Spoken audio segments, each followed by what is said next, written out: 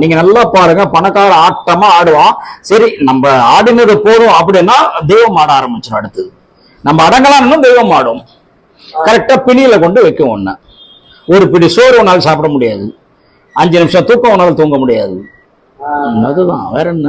தூக்கம் என்பது ஒரு வகையான சொர்க்கமா நரகமா? சொர்க்கம். தூக்கம் நான் நரகன்னே சொல்ல மாட்டேன். ஒரு மனிதன் எவ்வளவு தூங்குறானோ அவ்வளவு ஆரோக்கியம். அதாவது அந்த காலத்துல டாக்டர்கிட்ட பண்ண 3 கேள்விதான் கேட்பாரு. நல்லா தூக்கம் வருதா, பசிக்கிறதா, ஒண்ணுக்கு போறியா, 2க்கு வேலை ஒண்ணு இல்ல பய அப்படின்றவர். அந்த காலத்துல அப்படிதான். இந்த மாதிரி இந்த டெஸ்ட் எல்லாம் கிடையாது. இது 3 உடம்புல நல்லா இருக்குன்னு இந்த விஷயம் டாக்டர்கிட்ட போகாதீங்கன்றோம். அந்த காலத்துல செவ்வாய் வெள்ளி கல் உப்பு வாங்குவாங்க.